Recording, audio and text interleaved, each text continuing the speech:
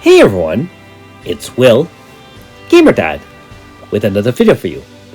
So in today's video, this is the video for the Chapter 9 of the main story Part 3, story walkthrough as well as the final boss of this chapter. Now if you haven't already, make sure you like and subscribe to my channel, I really appreciate it. I also do have a Patreon account for those who want to support me this way. So as usual, I tried to point out in the video anything I've come across that might be useful later. For example, these adventure logs, I'm not really sure what they do just yet, but since they are there, make sure you interact with everything, as you see them. Anything with an exclamation mark, for example. Don't forget to collect any sort of sparkles along the way because you'll be using them for crafting. And if you see any kind of, green exclamation marks, make sure you activate those as well. Now, what I will say is that as you go through the story, it seems a lot less linear. And and then therefore, you just make sure you take your time, find everything along the way, and try not to miss anything. Also in this video, I did include any sort of bounty hunter prizes or hits that I've knocked off the list. I'm sure more of them will be available after chapter 89. And finally, there is a sort of a small puzzle in the aquatic area where you have to get mechanical fish to kind of eat away certain colors for you. There is bronze, silver, and gold. Now, for the sake of simplicity, I did not actually record each and every interaction with the fish, but I did show the maps of all the explored areas. And so if you just look through it, it should be pretty straightforward in terms of unlocking all those different areas. Like most storyline quests, I'm going to stop talking now and recommence when we are at the boss fight. So feel free to fast forward to the end of the chapter video if you need help on the boss. This one is quite a doozy, and again, it is set on master level. Thanks for watching, and we'll see you a little bit later on.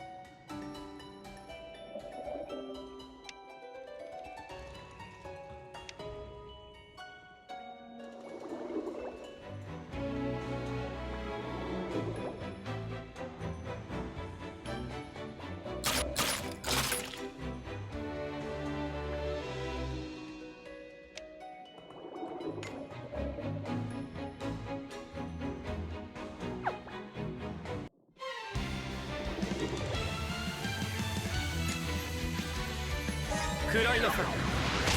終わり。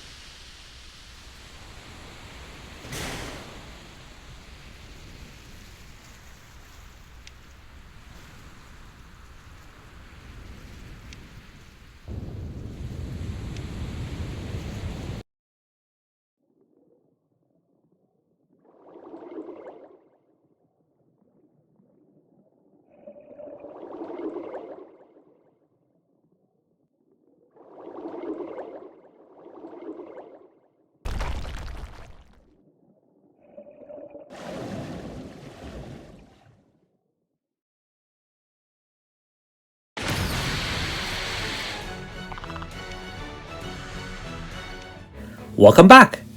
So I did have to die a few times and then kind of just let the fight end and then recommence here against Aspid. This one is a little bit interesting.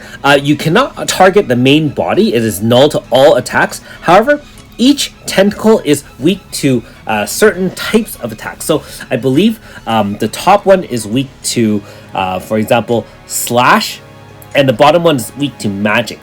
Not sure about pierce and blunt, although I'm guessing that one of those two would be for each of the others. So in this case, I have a mixed slash and magic team, and they are all tied together with fire. And the reason for that is we are still using Monolka with Aisha to help with zone, as well as Orlea to not only do her fire type attack, but to help us with hold ground, because the boss does have a nasty way of killing you off. Each of these tentacles do have an HP stopper, so just make sure you could target the appropriate attacks to one tentacle versus the other tentacle. After killing off, for example, the one tentacle, it kind of refocuses on the body, and you really don't want that. Just make sure you move the cursor to the one that you want, so you can clear them both off at HP stopper 50%. And you can clearly see that I'm using the fire zone. It's not even awakened, and we're doing quite a bit of damage here. After that, it does quite a few AoE attacks, and I believe it clears buffs and debuffs. If you look at the statuses, depending on the amount of buffs and debuffs, it actually does reduce your damage and things like that. So if you are having some difficulty, not only set the difficulty lower, for example, but make sure you are mindful of the conditions and the auras that the enemy possesses. After that, I believe it reverses resistances. So one is the one weak to magic was weak to the other, and so on and so forth. Just make sure you target the same weakness, and as long as you have an elemental zone, I imagine a weapon zone will work equally well. Just try to charge up at another half AF bar, and they'll be able to blast through the two tentacles. Again, after killing the two tentacles, you really don't have to worry about anything.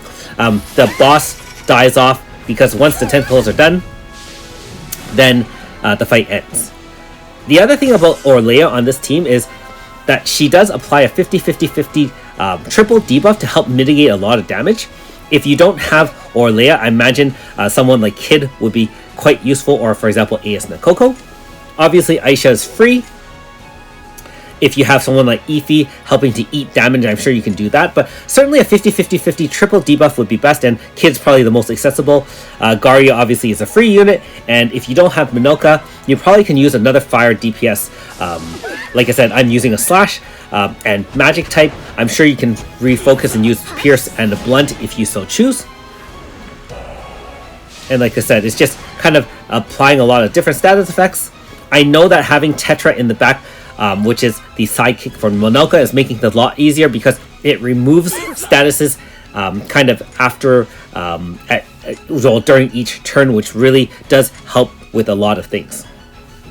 So if you need something like that, you can obviously use people with status barrier and things like that as well. And the kickback is very, very annoying, so Ify would help to control that. I know this isn't a very clean clear, but at least you can see the mechanics of the fight, and hopefully derive some appropriate strategies of your own through it. Okay, so we got two people kicked back. We're just going to VC back in, because now we do have an AF bar. We also do have the sidekick at 8 turns, such that we can activate reincarnation. Now, no one's dead, but it does give everyone hold ground again, and it does activate the special lethal mode for Minoka. So we're just going to VC everyone in after all those attacks. You can see that the hold ground came into effect. Very, very useful, since that Minoka almost would have taken fatal damage there. For your reference, my youngest son, Andros Prime, did fight this fight, and on expert, so not even at master level, and had to watch a video to continue. So if you are close to fighting the end of the boss and almost at the second AF where you can clear it right, with one large AF, make sure you do watch that free video. That is another free to play strategy in the fact that you're not using any stones to continue. I'd never advise people to use stones to continue, so certainly watching a video would be fine in conjunction with sending the fight a little bit lower. So there we go. other than annoying statuses and everything like that, I would argue that this one's probably a little bit easier than the rider fight earlier on. And there we have it. So at the very end of this video, we will show the loadout, so you can feel free to check that out. Hopefully you have some great luck in your strategies for this fight as well. And at the end of this chapter, you do unlock the ability to use the Great Pearl, which is the boat, and explore the worlds. And I'll have more to say in my next video as I'm exploring currently. It is quite a doozy. There is a very expansive world, and after this chapter, the gameplay becomes a lot less linear. You can choose to explore the world and do different things. Some of it's cut off, some of it's not able to be done just yet. So be patient while you fully explore, or if you want to, I'm sure there's other guides that are a little bit more concise. Again, since this is a storyline video, I'm going to stop talking now and let you watch the rest of the video in peace. Thanks for watching. We'll see you next time.